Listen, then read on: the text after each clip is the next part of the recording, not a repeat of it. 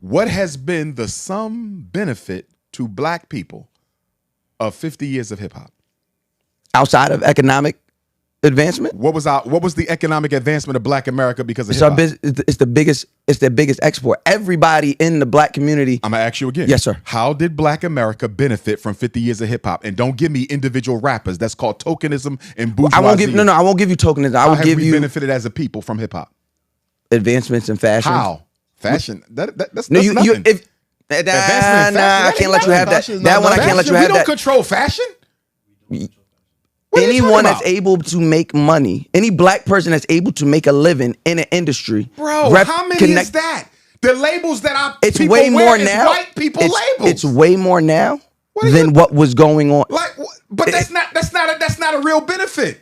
I would disagree. How I is would Black disagree. America benefiting from fashion? What are we talking Any about? advancement in fashion How for black do we benefit people. from fashion, bro? If hip hop, when hip hop comes, hip hop is an entire culture. Our fashion, the way we walk, the way How we talk. is that a benefit to Black America? Because now people who didn't have access to jobs in the fashion, black people specifically, who didn't have access to jobs before the explosion of hip hop, 50 years these ago. white companies that make billions of dollars. Forget the off white of companies. our- I'm talking about black-owned companies like that have who? How many? Fubu, Carl Kanai. I'm getting out of here. What? Fuck wearing Fubu and Carl Kanai in 2024. You said in Come on, 50. man. You're moving. Come on. You're moving the That's goal. bullshit. You're moving the goalpost. Who wearing that? You're moving the goalpost. Come on, You man. said in 50 years. Oh, come on. You said in 50 years. You reaching, bro. You reaching.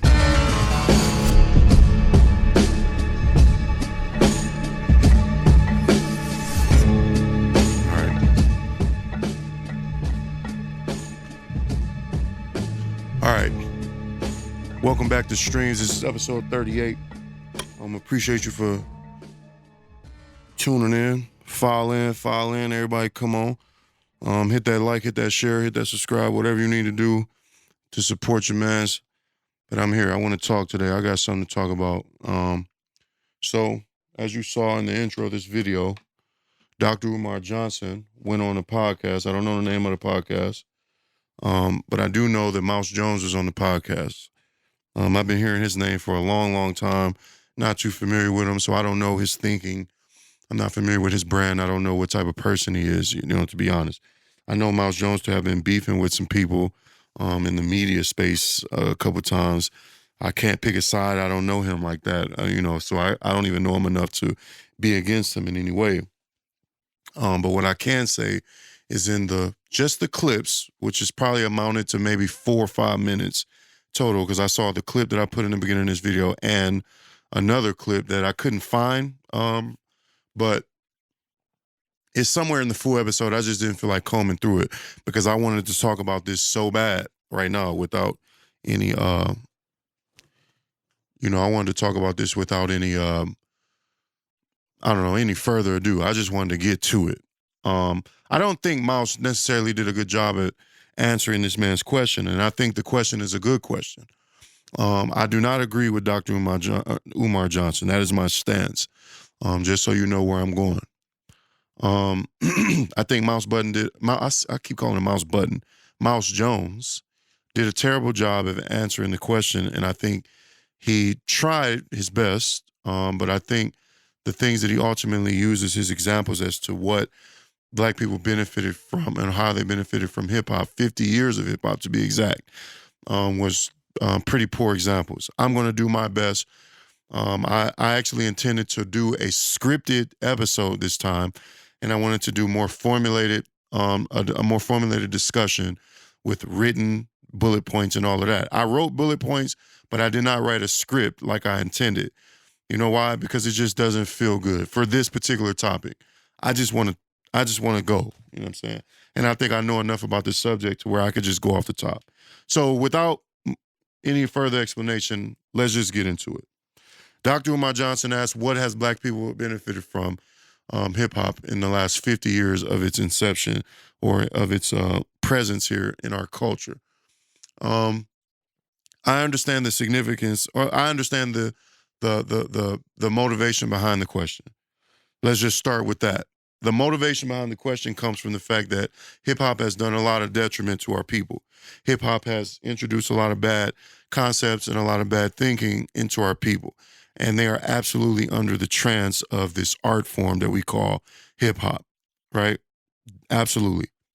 Um, just to give a short list, I think a lot of the drill culture is perpetuated by hip hop, even though the people that practice that form of music don't necessarily subscribe to the idea of it being called hip hop because they like to separate the two and say this is rap shit and hip hop is what old niggas do. That is fundamentally incorrect. It is in its definition, it is incorrect. Hip hop is a music form, or hip hop is an art form. Rap is a music. If you practice rap, it is indeed a part of the culture, the overall culture of hip hop. Hip hop is 4 elements: DJing, breakdancing, graffiti, and rap. That is what we do. If you were to ask me, I think hip hop is even more encompassing than that. I think it involves fashion. I think it involves even skateboarding to a degree, but I'm not a forefather of hip hop. But I think there's a lot of elements that have come to sort of be a part of hip hop in its overall, house.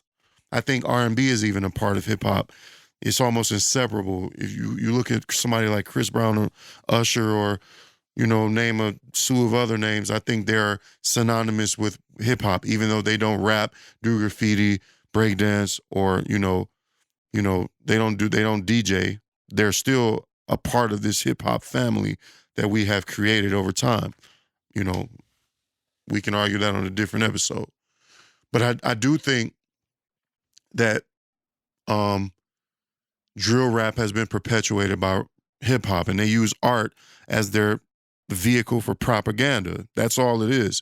If you look at war in the past, if you look at the Vietnam War, if you look at World War I, you look at World War II, you look at the Cold War, you look at whatever it is, you look at the war in Iraq, you use propaganda to further your agenda and to justify your actions in it. Hip hop is no different. These young niggas is running around pleading their case in so many ways, rapping about what these niggas do, why they deserve to die, how we gonna ride on you, what block you from, and that's why you deserve to die, blah, blah, blah. It's nothing more than a propaganda vehicle for you to justify you killing your enemies, you riding on your ops. It's all the same thing. It's not different. The way America practices war is the same way that these niggas practice war, except it is just a microcosm of it. They are in neighborhoods while America's on the world stage fighting across oceans and fighting across seas, bombing nations that are far from here, 3,000, 4,000, 5,000, 6,000 miles away. But the difference isn't, I don't see a difference in that. These are people that are fighting wars. Now, the reason behind the war, you could justify one maybe and feel like the other one might be stupid. To me, I think it's all stupid. America went to war with Iraq for no reason because Iraq had nothing to do with the attack on the Twin Towers. But whatever, we just gonna keep going. There's a lot of bad things. I think hip hop has had its part in played its part in destroying the black family. I think it's incentivized a lot of single motherhood and fathers that don't take accountability for their children. I think hip hop has done a lot to sort of give black people this victimhood that they like to rest their laurels on. They like to lean up against and say, yeah, we are victimized and we are downtrodden and everything is against us and blah, blah, blah. And we shouldn't be held accountable for any of the wrong that we have done. I don't agree with any of that. I believe hip hop has also done a lot in drug culture and perpetuating the idea that doing drugs is a cool thing when, in the 90s or maybe even the 80s, being a drug addict was frowned upon by black people in general. I was alive during the 90s, and I remember being a drug addict was something that was to be shameful. It was something that we looked down on. It's something that we made fun of people about. We used to make fun of people for being crackheads to where now it almost seems as if the crackheads have taken over and they now run things. I believe hip hop has done away of over sexualizing us. I think it has given us the blueprint to devalue our women and to devalue ourselves as men, because it doesn't, just being promiscuous doesn't just devalue the woman. In my opinion, it devalues the man as well. Save me the red pill talk is saying, oh, a man is supposed to go on this conquest and he's supposed to have sex with as many women and sow his oats and all of that type of shit. I don't agree with that, man. I think you intertwining yourself with all these women is what leads to you having all of these babies out of wedlock with women that you don't give a shit about. And it gives us stressful lives with unstable financial situations and, just scattered lives in general. We have kids all over the place that do not know us and we do not know them. We barely even know these people by name, these kids by name. There's plenty of men running around with babies that they have never met. I think that is deplorable. I think it's shameful. I think it's embarrassing for the world to see us in that light. And it, seems to be happening a little less now, but it's still something that happens. But in hip hop, we talk about, fucking hoes and doing all of this and not giving a fuck about bitches and fucking hoes. And we could talk about that in more detail as we go on. But I just wanted to list a lot of things that I think hip hop has done negatively. But I would be a fool, and this is my stance here. I would be a fool to overlook all of the good that hip hop has done. I don't give a fuck what your opinion is. This culture is something that I'm entrenched in so deep that I'm up to my neck or I'm perhaps drowning in it. I am not a person that is willing to overlook the negative aspects of hip hop because it is something that I enjoy and practice on myself. That is not my stance. I am not an ignorant nigga that thinks hip hop can do no wrong or black people can do no wrong. I want to make that clear. But I would be a fool to let people have this discussion and continue to overlook all of the good and all of the money that it has generated for its people. Black people invented hip hop. We invented hip hop at a time where we were still unstable, not established as a people in the 70s. I can even make an argument that hip hop was invented far before we say it was. 50 years ago was not long enough because Gil Scott-Heron predates hip hop. The last poets, the dead poets, the last poets, they predate hip hop. Isaac Hayes predates hip hop.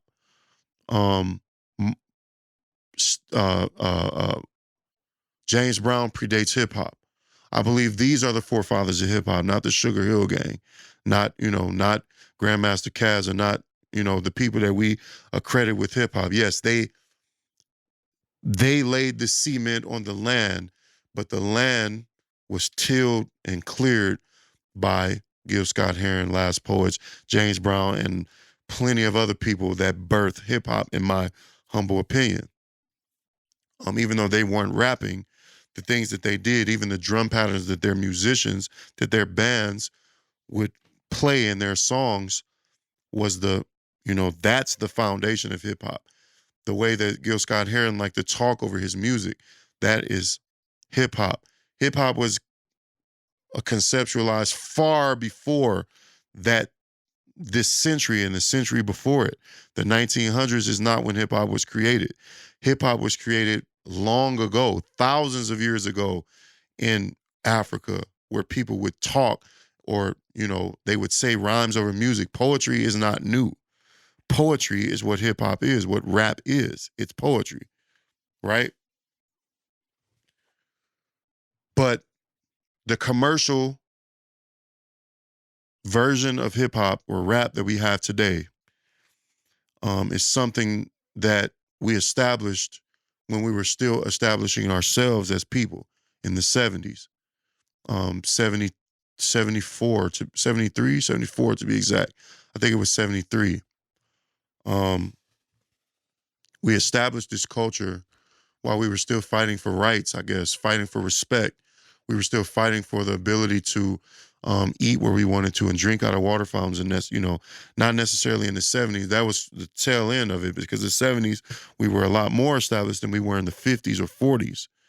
But we were still being subjugated and marginalized and plenty of ways in the 70s. But that was kind of an awakening. The 70s was a special time. You had disco music where we had, you had a lot of woke movements coming alive. You had a lot of progressive movements coming alive, like feminism and shit like that. I don't think that's a good thing, but I think it was a thing though. It was a factor. The 70s was a very on fire decade. There was a lot of things happening, but we were not quite established as a people. I'm saying all that to say we created an art form that we did not control. This is an art form that we put out, and it eventually was monetized and taken advantage of by people that did not create it. And that's kind of our own fault. I can't talk about this without skipping that part of the story. Hip hop was created by us, but it was not controlled or monetized by us. White people saw an opportunity because they had the funds to fund these things and get behind artists and say, I'm going to sign you to my record label. The record business already existed and they knew the game. They saw a new emerging art form that could possibly invigorate and energize the young people to spend their money. And it did. They grabbed a hold of these acts, whether, whoever it was, put their money behind them, commercialized them, monetized them, gave them pennies on the dollar for it. And it just spiraled, snowballed, and it, exponentially grew from there. You had the birth of Jimmy Iovine. Jimmy Iovine was already around managing and signing rock acts. Jimmy Iovine got his hands on NWA and all that sort of stuff. And Jimmy Iovine, he didn't get his hands on NWA. Jimmy Iovine got his hands on Death Row. Death Row was a black label that controlled black art, but Death Row answered to white labels in the end. I'm speeding through this because I want to get to this actual discussion. White people were the ones with money, specifically the Jewish ones. They had a lot of money to fund these projects, and they signed these rappers, and they made a lot of money off of their backs. This is the war that Ice Cube ended up having with Jerry Heller and all of these people that they ended up going to war with, and all the other black acts like De La Soul, Dr. Dre, you name it, they probably went to war with people. Michael Jackson is another one who, albeit isn't a rapper, but he was an artist that went to war with these white label heads for the stake in his music. Prince being another one. You can name damn near any artist, and they have their battles that they fought in their times. I say all of that to say that we lost control over something that we should have had total control over. Okay? Now, if you observe and study hip hop the way that I have, and people that are my age and people that are older than me have, hip hop in its birth was a lot more conscious. It fought for things. It spoke up and it told people what they should expect from their governments. It talked about, it caused civil unrest, and it gave power to political movements. It told black people that they should police their own neighborhoods. It told black people that they should get their money and be about their money. It told black people that they were better than what they think that they are. It told black people that our struggles, you're not alone. It gave us a community. It gave us connectivity.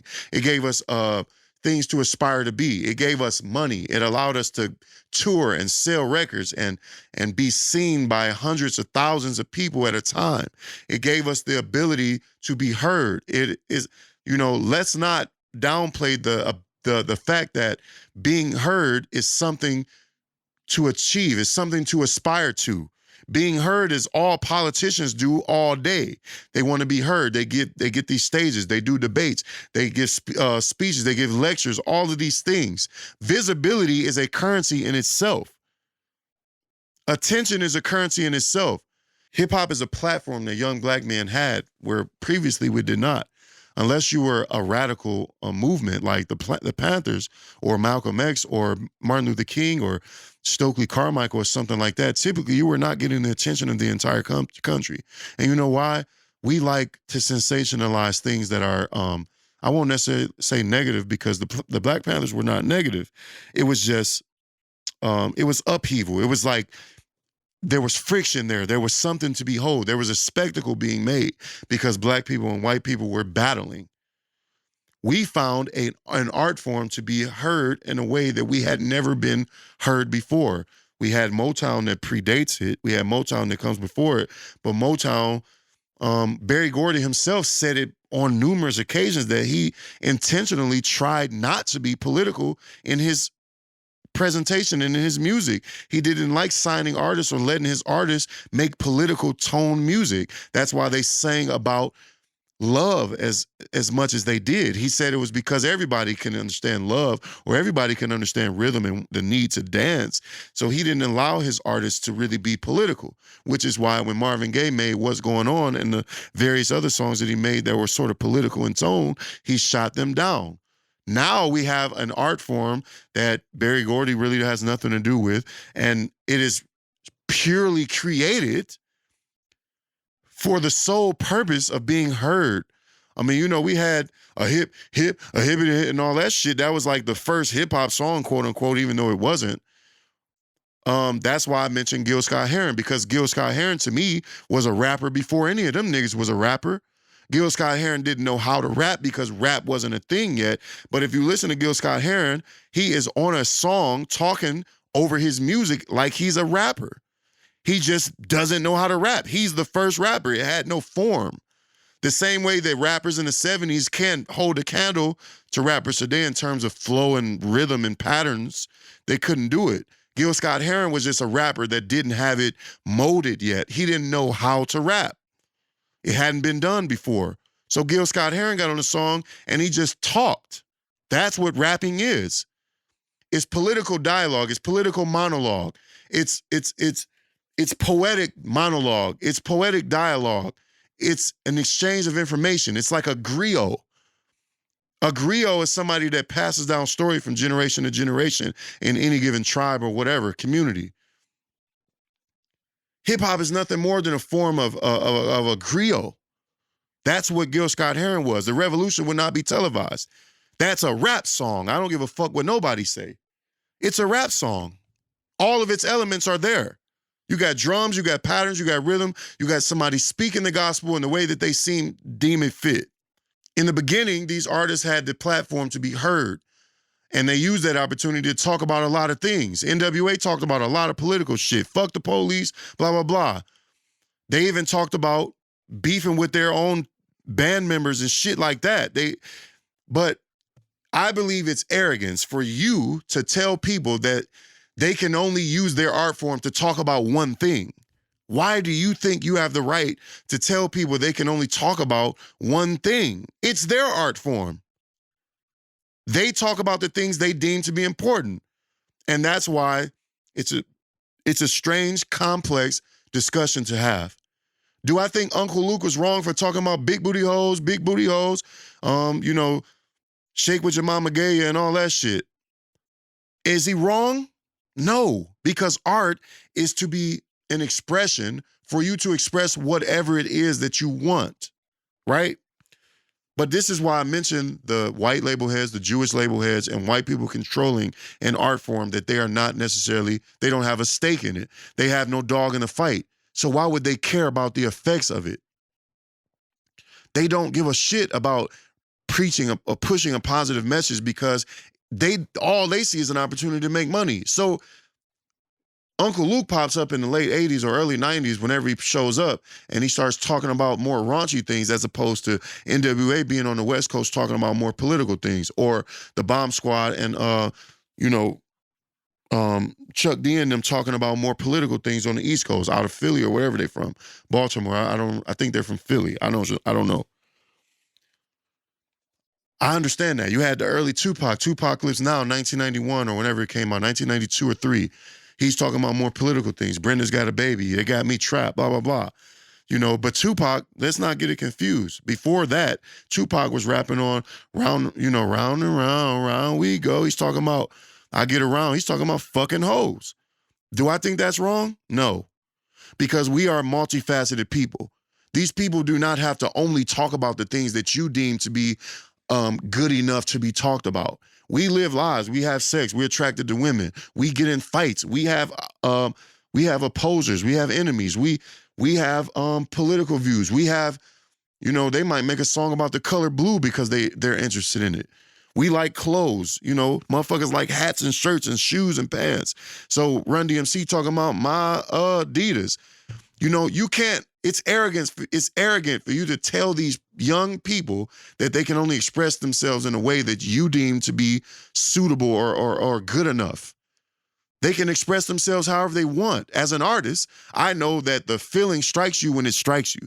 You are in your room or wherever you at. You might be out on tour. You might be out in public. You might go shopping, and you might just start humming a song and just get in the mood, and you want to make a song about whatever inspires you in the moment.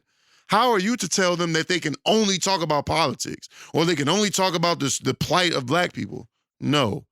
So as hip hop progressed, we started talking about more colorful things because we started learning the art form and we started getting better at it and we started learning different ways to express it.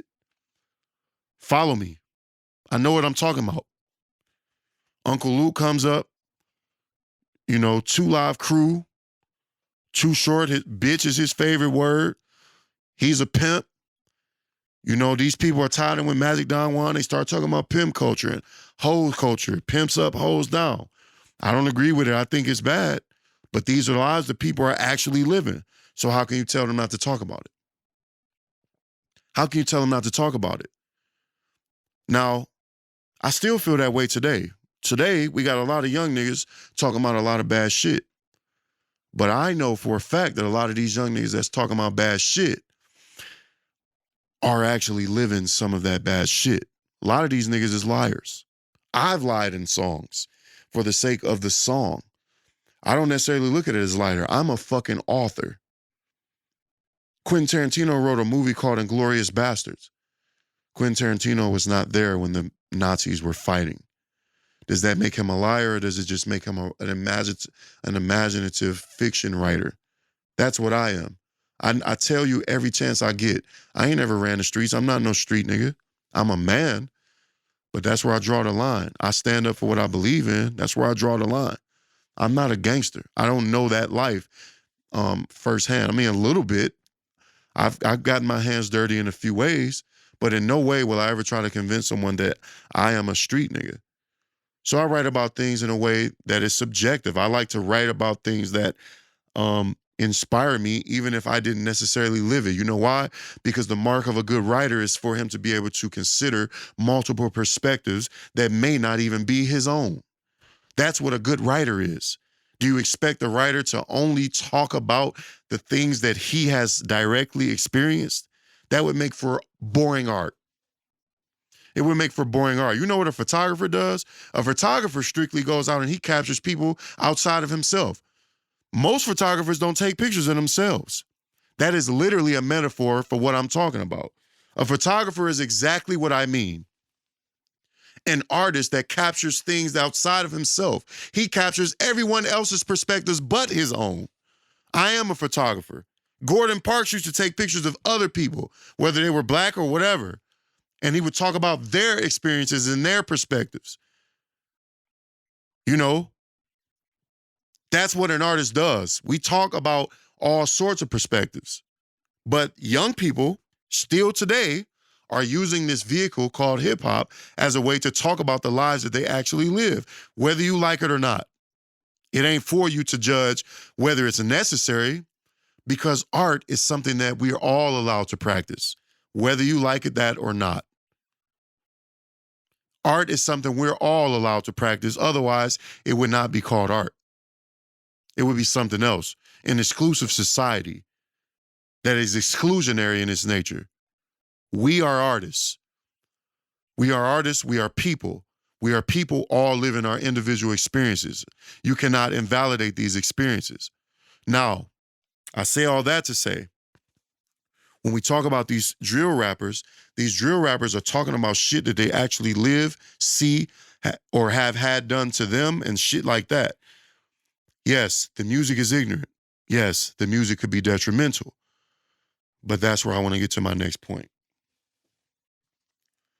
I think the thing with black people is that we are too fucking involved in art.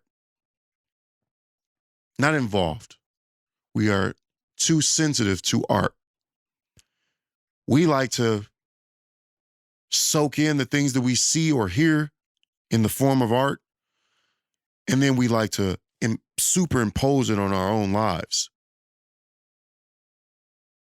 I'm not going to say it's only black people, but I will say, as a member of this community and this race, that it is mostly us. Now, art has a way of influencing people. That is why art is powerful. That's why people love it.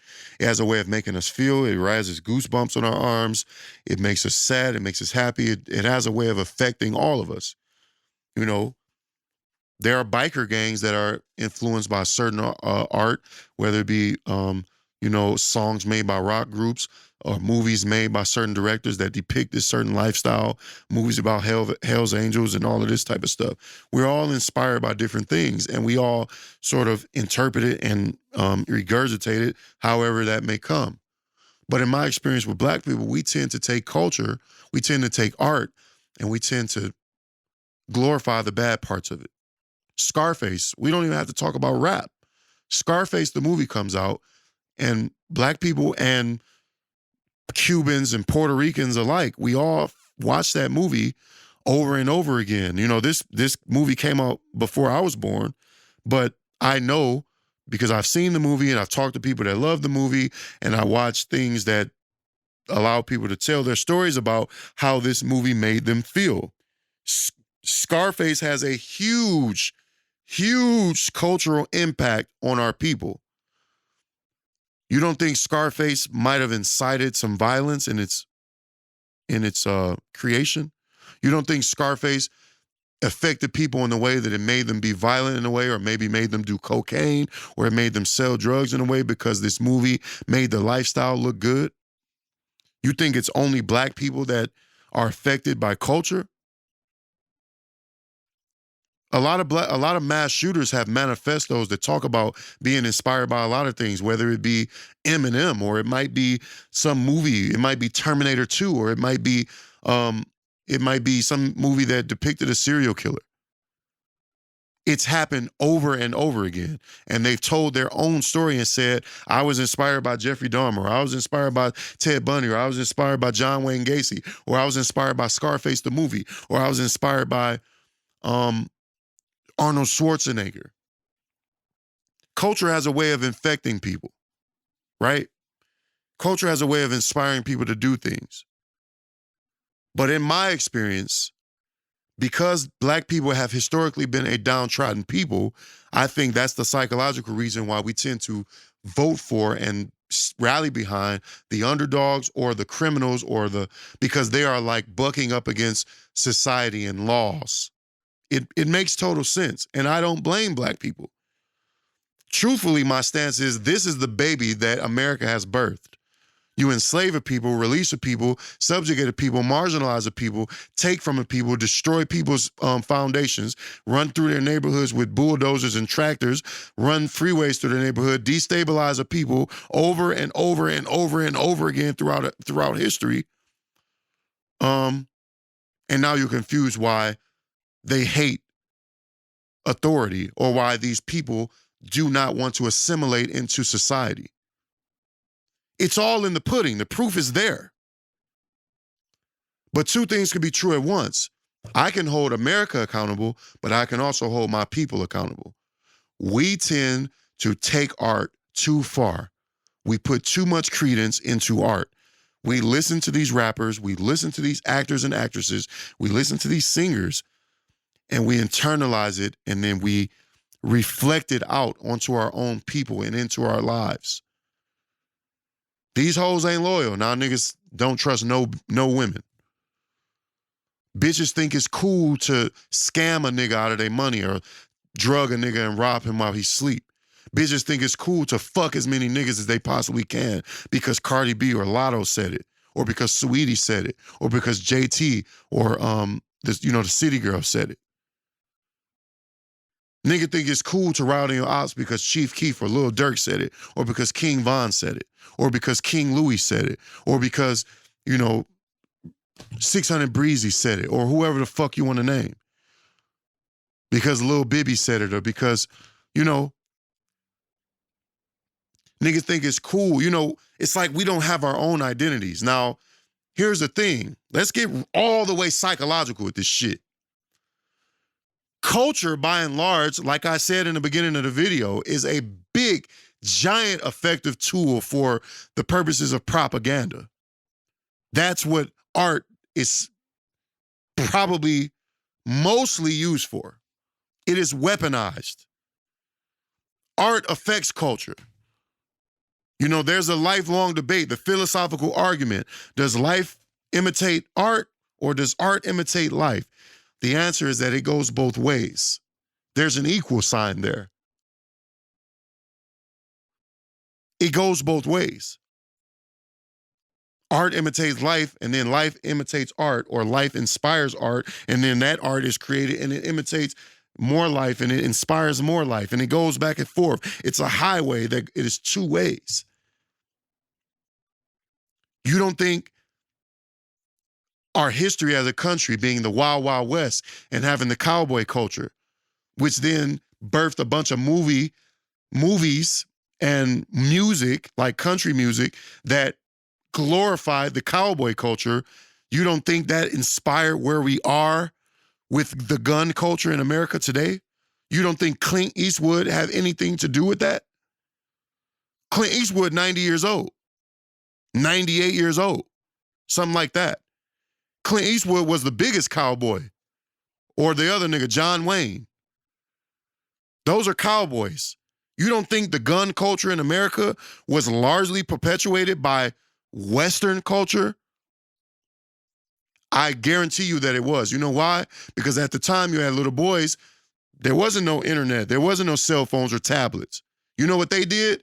For Christmas, or when they went to the store with their parents in the 50s and 40s and 30s, those little boys wanted to get wooden guns or plastic guns. Those little boys wore bandanas and they wanted to be robbers or cowboys or sheriffs and, you know, robbers, and they wanted to be bounty hunters.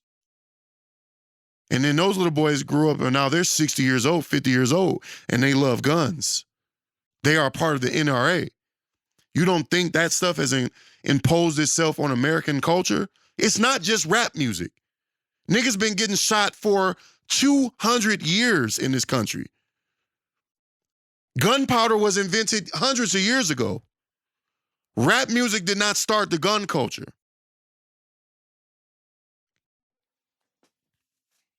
Let's move on.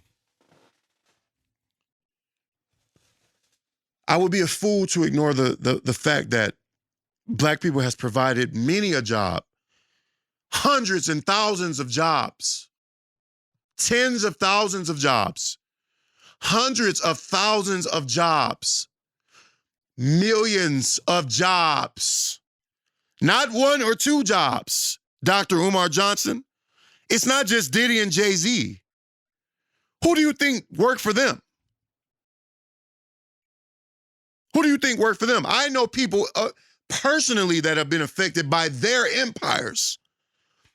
I know them. It's not just Diddy and Jay-Z. It's not just Andre Harrell. It's not just L.A. Reid and Babyface. It's not just Russell Simmons and, you know, when Mouse Jones said it's provided a lot of jobs, he said it's called tokenism. He said it's only provided a couple jobs. Do you know how many billions of dollars our people has made off of hip hop? Billions.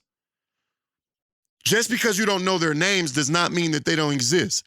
How do you think I feed my family?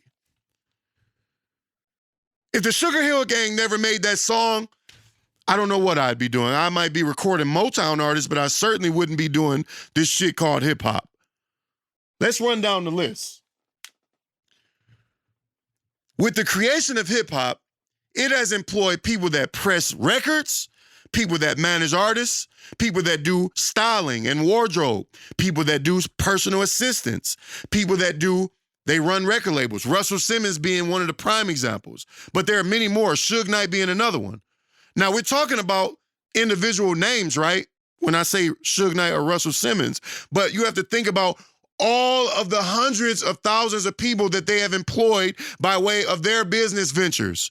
Suge Knight had dozens of black people that worked for him, from Danny Boy to Tupac to Snoop Dogg to all the executives that worked up under him, the managers, the producers. There are hundreds of people that work for Suge Knight alone. There are still people making money off of Suge Knight. He's doing a podcast from jail right now. There are people that are making money off death row music that was invented 35 years ago.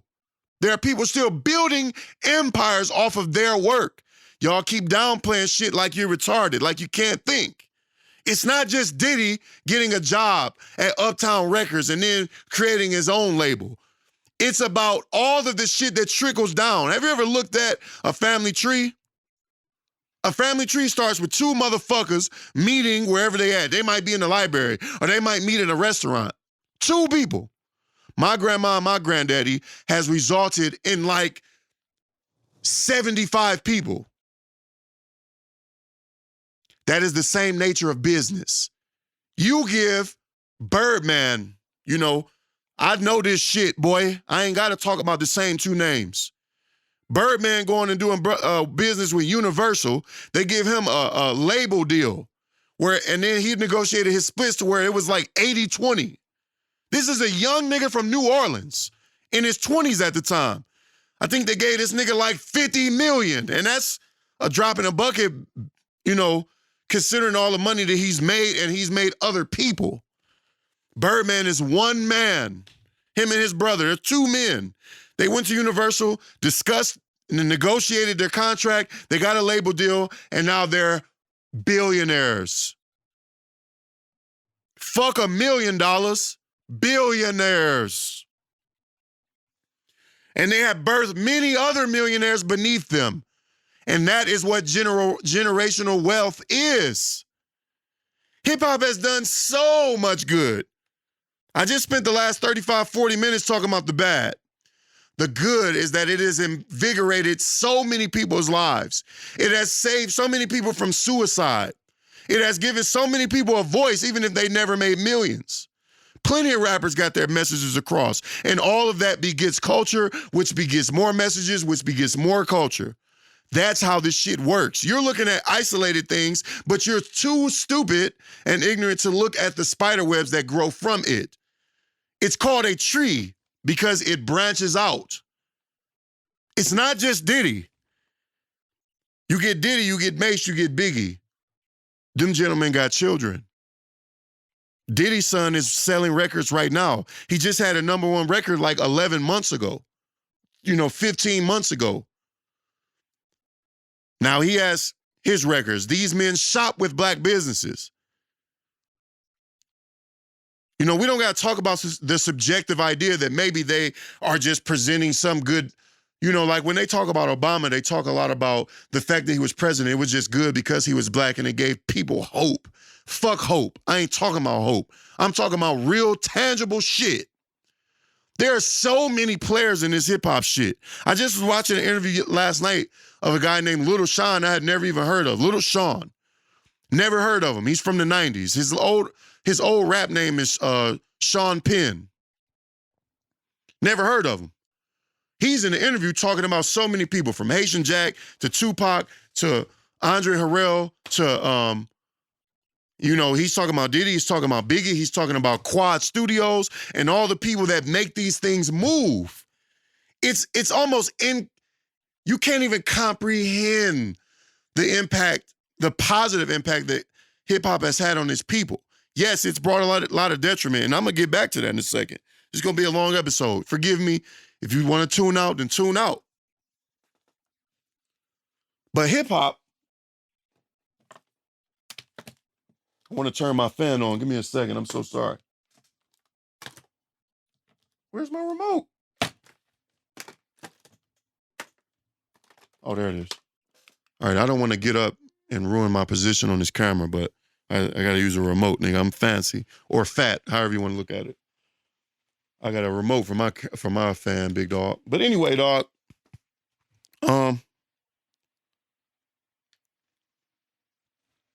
You almost can't comprehend the effect that hip hop has had on people's lives. It's affected so many people that you will never hear of. You know how many independent labels have sprouted up all over the country, from New Orleans to Memphis to Miami to Orlando to LA to Oakland to Sacramento, New York, New Jersey, Philly, all these places you know of.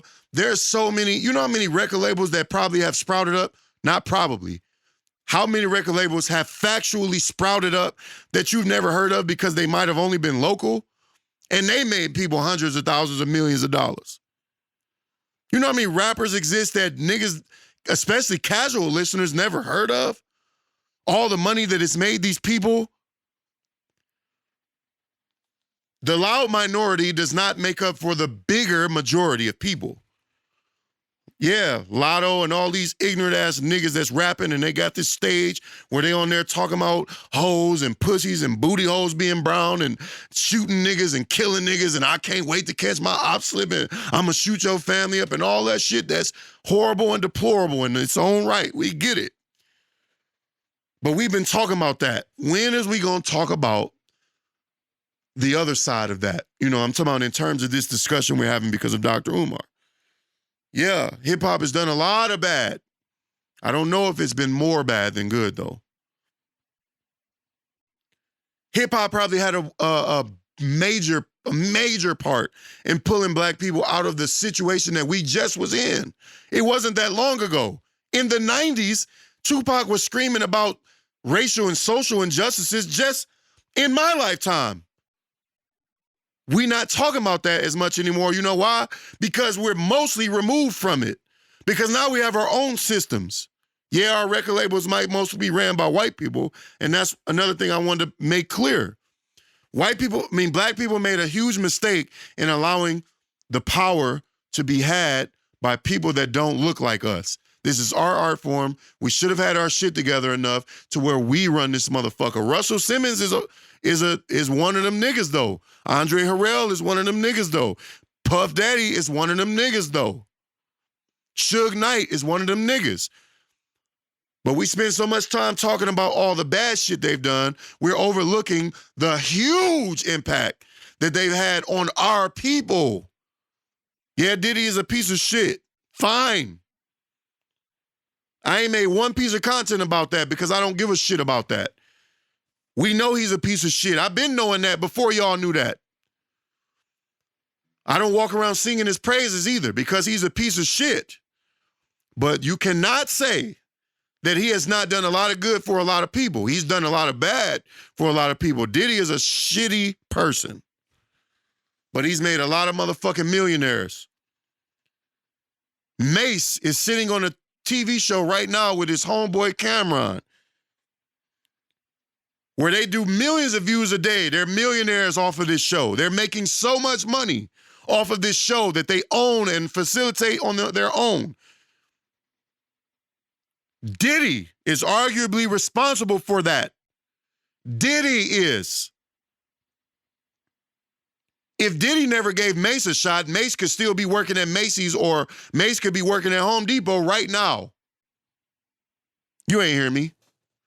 I don't give a fuck what Mace's relationship is with Diddy. If Diddy never pulled him out of the depths of Harlem,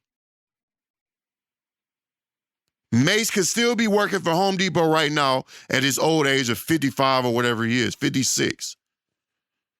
All it takes is for you to give a nigga an opportunity, a look, and it could change a whole generation forever. I don't give a fuck what happened between Diddy and Mace. I don't give a fuck that they beef with each other. I don't give a fuck that they still don't like each other. Diddy is the reason we know who Mace is. And the reason that we know who Mace is the reason why he can go do a show and still be successful. I was having a discussion with my homeboy, and he said, I was like, you don't think Jay-Z has the power? We was talking about the discussion of whether you taking the 50,000 or you going to have a dinner with Jay-Z. I said, as a nigga that does music, I'm going to dinner. And I don't give a fuck what you think. He said, nigga, I'm taking the 50,000 that could change my life. You're not wrong, and guess what? Neither am I. You can never understand my perspective because you don't wear these shoes. I'm going to dinner.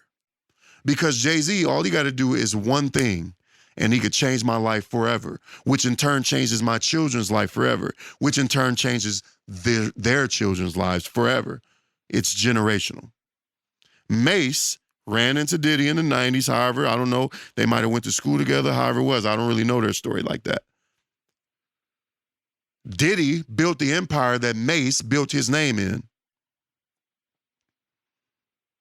Cameron built his name off the backs of what Diddy built, because Cameron was recognized by Biggie before he died.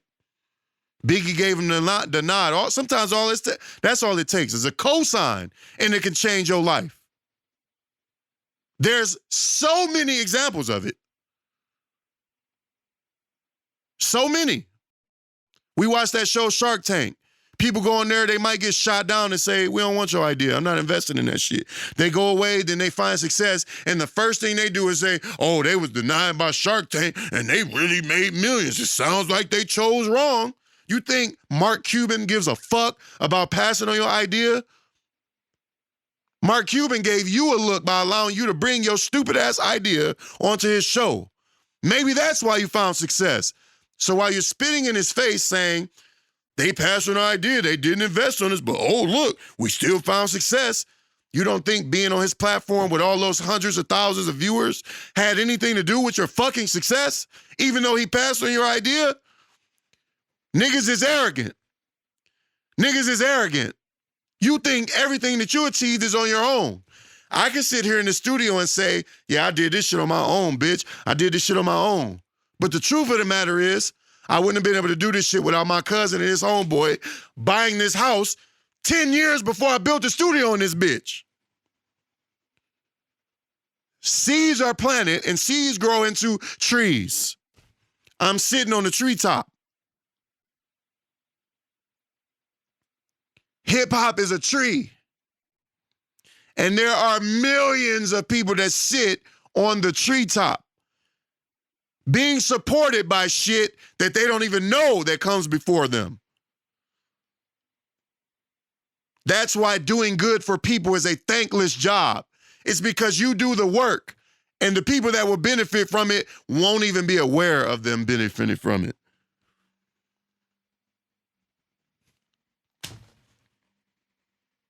The reason I'm able to sit here today and not without the fear of being lynched is because all the work a million people did 100 years ago that I'll never know their names.